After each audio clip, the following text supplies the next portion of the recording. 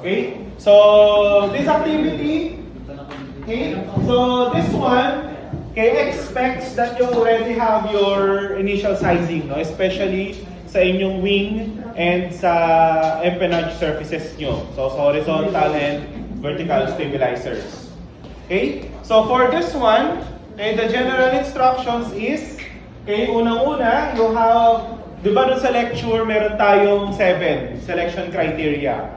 Di ba? Yung sa CLmax, CDmin, L over T max, and then yung sa lift curve slope, and then yung moment, di ba? Sa moment curve, okay, and then sa stall behavior, tsaka yung sa reinforceability. Okay, so from those 7, okay, pipili kayo ng top 3, no? Which is yung priority for your airplane. Kuha? Okay. And then, once you already have those 3, standby nyo muna yon. Pipili kayo ng candidate airfoils ninyo. No? So, you have pick at least 3 candidate airfoils for your wing, and then dalawa per tail surface. No? So, dalawa sa horizontal, dalawa sa vertical. Okay, so all in all, 7 airfoils po. Kuha? Okay. So ito I provided the links, no, to websites wherein you can get the coordinates. Okay? So hindi po tayo restricted sa NACA airfoils lang, so you can pick airfoils na, you know, outside of the NACA family. Okay? So kung wala kayong masyadong idea, no, kung anong magandang airfoil yung gamitin, okay? So you can proceed to do your candidate selection. Okay, so for your candidate selection, so ito nakalagay naman to sa lecture. Okay, so from your stall speed, okay, since you already have your stall speed requirement, mula activity 1 pa, okay, so you will recompute your CLmax. Okay, so bakit? No? Kasi possible na yung constraint diagram ninyo o yung constraint design point ninyo, hindi siya tumama dun sa linya nung stall speed. Okay, so medyo nasa unahan pa ng konti. Okay, so ibig sabihin nun, i-recompute natin yung CLmax na kailangan ninyo. Okay, so you have your gross weight from activity 2, sea level density, stall speed, yung required yung stall speed from activity 1, wing area from your activity 3. Gets? Okay, so now that you have your CLmax, divide by 0.95 to isolate yung wing alone. Okay, and then standby nyo yung value na yon kasi gagamitin natin siya sa results. And then, yung nakuha nyo dito, divided by 0.9, no, to get the airfoil. No, ano ba yung dapat na CLmax ng airfoil ninyo? Gets? Okay? So ngayon, meron ka na nito. So, yung mga airfoils na dapat candidate airfoils ninyo, at the very least, no, malapit sa CLmax nito. Kuha? Okay? So another thing, para lalong ma-filter down yung candidate list natin, is gagamitin natin yung sa cruising naman. So almost the same process lang siya. The main difference is that, no, yung weight na gagamitin, hindi siya gross weight lang. Kuha? Okay? So, as you can see here, average yung ginawa.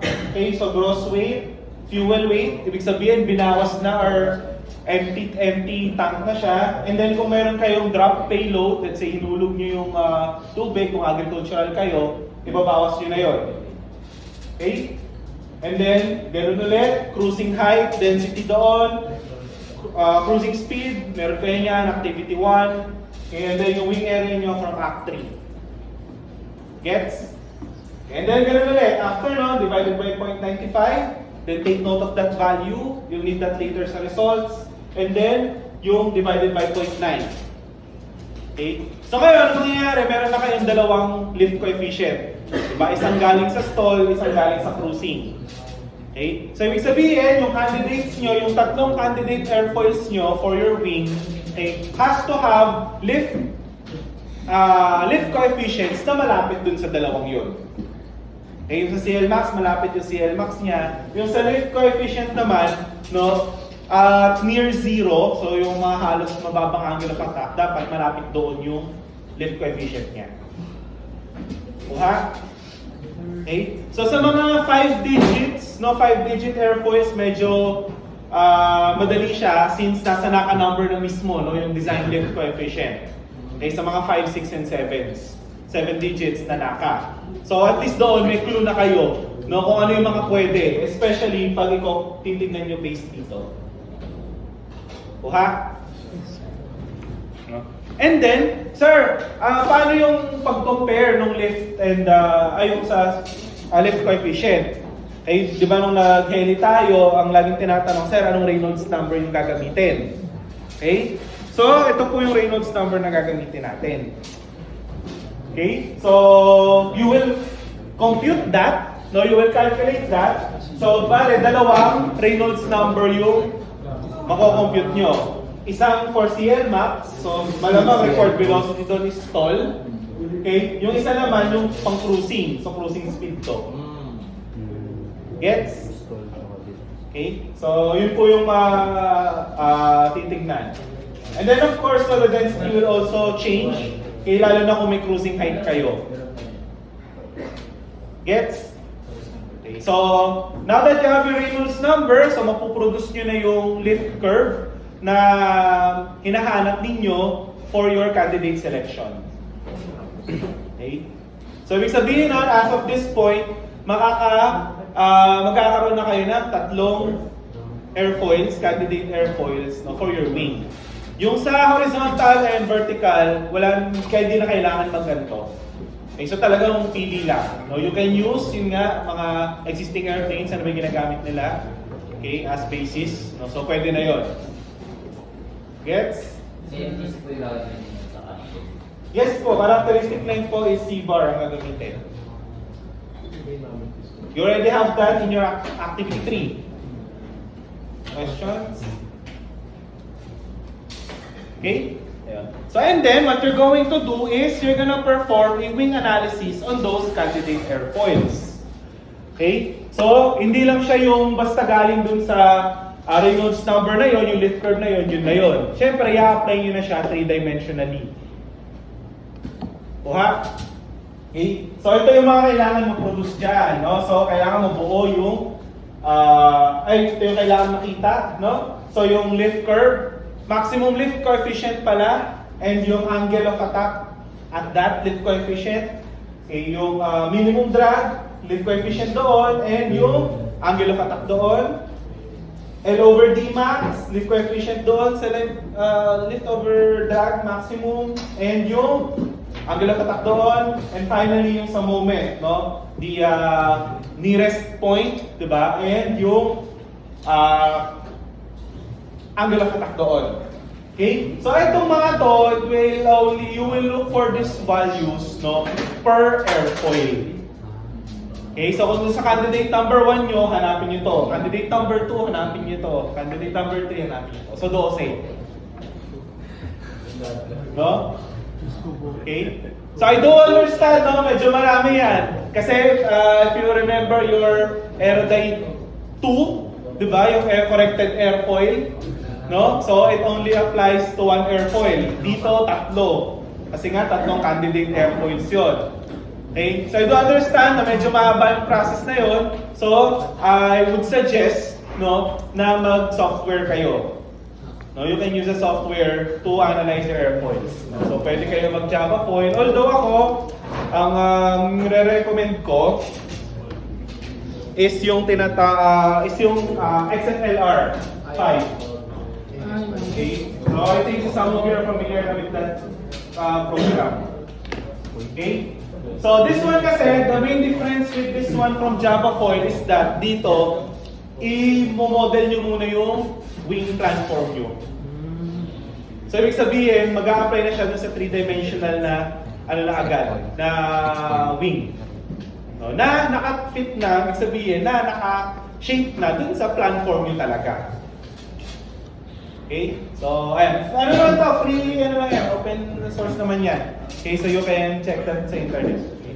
So, mamaya, sa setup ko, papakita ko kung paano mag-execute gamit to. Okay? So, paano mo kuha yung mga kailangan natin na to. Okay? And then, after nun, you already have these values, no? So, based on these values and on your selection criteria, yung top 3 criteria nyo, pipili kayo, alin dun sa candidates nyo yung pinakamaganda or pinakapanalong airfoil. Gets? Ayan.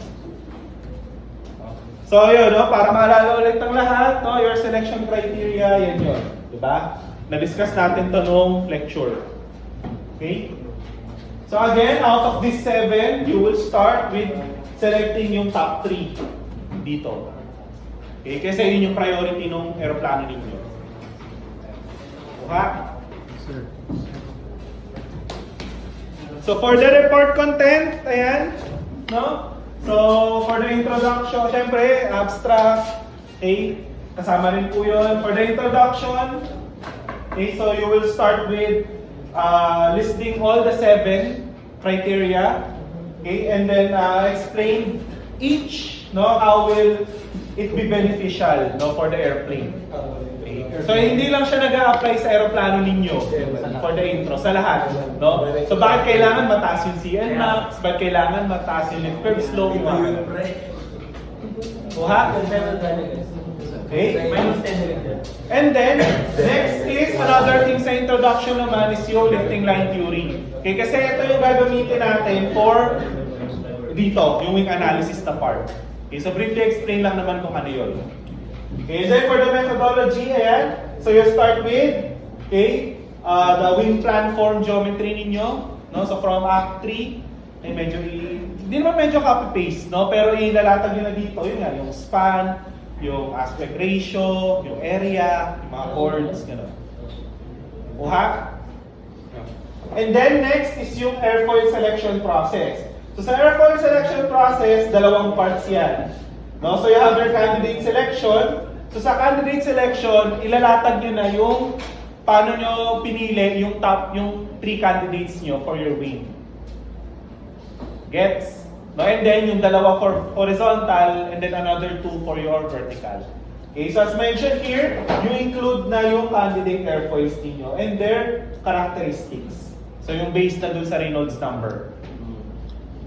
Gets? Okay. And then yung sa wing analysis na yun, paano yun execute to? Gets? And then, last sa methodology is yung selection criteria naman. Okay, so for the selection criteria, yun nga, di ba? Yung out of the 7, ano yung top 3 selection criteria ninyo? Okay, and then you will explain bakit yung 3 na yun ang priority ng aeroplano ninyo. Methodology.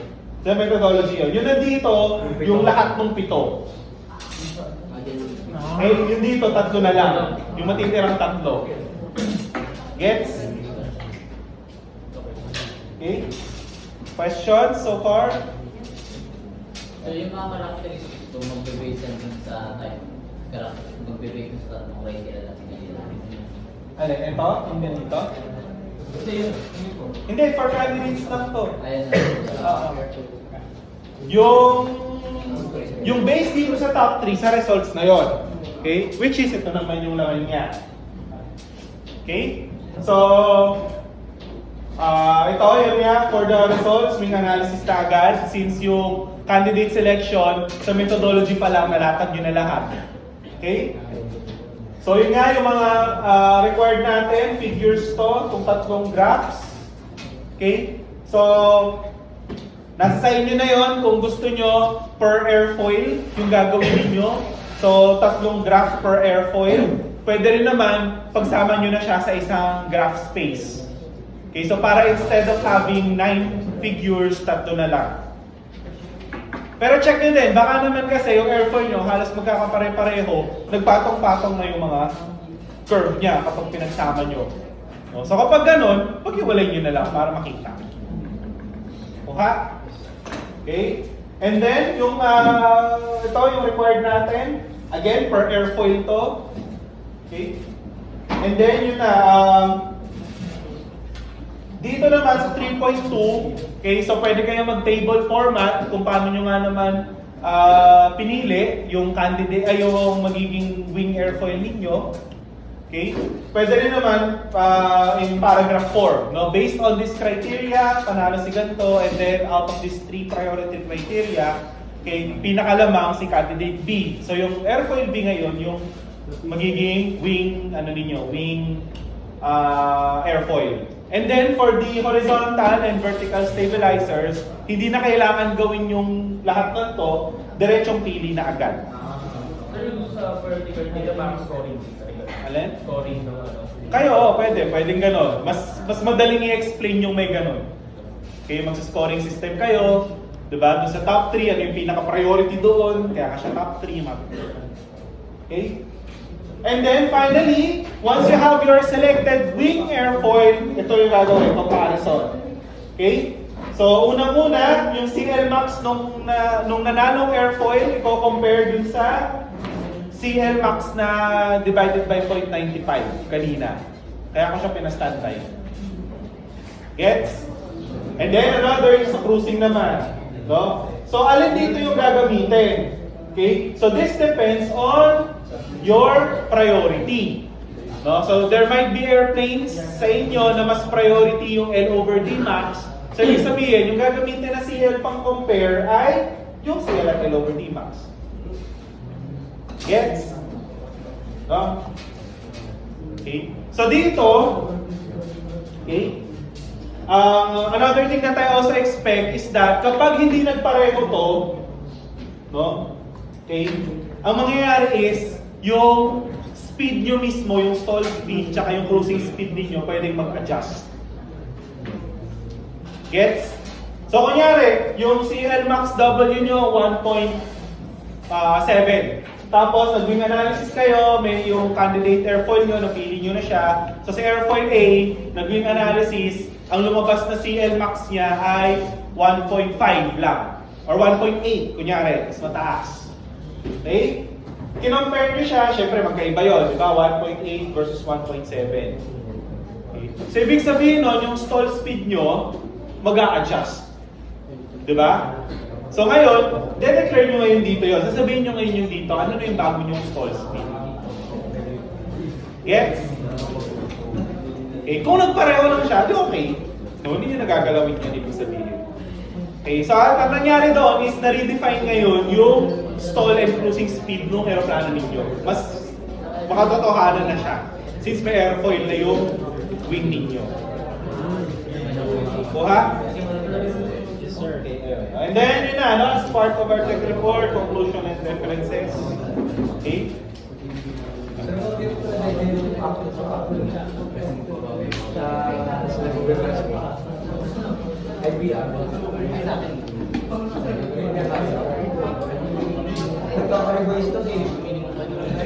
Okay? Ayun. Okay, so this is 17 knots. So, kinonvert ko na siya. 76 feet per second sa 366 feet per second. Okay? And then for this one, we'll consider two planforms. Okay? So, una, yung straight tapered na planform. So, kunyari, ito yung resulta nung Act 3 nyo. Okay? So, ito yung leading edge. So, nakalagay na yung root chord, tip chord, FGC, na-compute na rin. Okay, so, hindi ko na pinakita kung nasaan yung Y-bar. Okay, the span's already there. And then you have your area as calculated, aspect that's given, and then yung taper ratio that's also given. Okay? Ayan. So, for this planform, okay, again, di ba, pagdating sa candidate selection, unang-una nyo kukunin is yung Reynolds number, di ba, which is yung basis. Okay? So, ito na yun. So, ginamit ko dito is sea level density, velocity is for stall, ito, for cruising ito, and then C is yung MGC. So, ito yung makukuha ko dyan. Gets? Ngayon, in the meantime, okay, once you have your candidates, okay, ito kasi yung magiging basis mo for candidate selection. Ngayon, pag nakapili na kayo ng tatlong candidates, kunin nyo na rin itong dalawa, itong apat. Okay? So, yung magiging characteristic length nyo, instead na MGC, so kunin nyo yung sa largest chord, so malamang yung root chord yan. Okay? And then yung sa smallest chord, so in our example, yung tip chord. Gets? So all in all, we have 6 values here. Kuha? Okay? So pero, as of this point in the activity, since candidate selection pa lang, ito lang muna yung kailangan nyo. Ito, kailangan nyo to pag nag-wing analysis na. Gets? So, when we get to airfoil tools, no, or kaya yun nga, pagka nag-exfoil na kayo, so yung Reynolds number na gagamitin ninyo ay itong dalawa. Gets? So yun yung nangyari ito yun sa, first platform natin. Ngayon, next platform is paano kung kunyari ganyan. From your activity tree, it's a combination, no? So you have your, again, lahat ng to, act 3, di ba? So you have your root chord, yung chord sa first portion, sa pangalawa, and then the tip chord. Okay, and then the spans are already determined, area is already calculated, and then aspect and C-bar is already calculated. Again, hindi na makikita dito yung C-bar. Okay, so yung kinalculate to based on the weighted average. Okay, so ganun ulit. Before you select or before you get your candidate airfoils, ganun ulit. Kukunin mo ulit yung Reynolds numbers nila. Okay, so ganun din yun. No? Velocity. Okay, for the chord. So tatlo yan. Okay. Ngayon, for candidate airfoils, ito muna titignan nyo. No? Ito muna gagamitin. Kuha. So let's say na-compute nyo na siya, and then ang napiling candidates is itong dalawa. No? So you have your Epler, E1212, tsaka NACA 23012, for example. Okay? So proceed na tayo sa XFLR.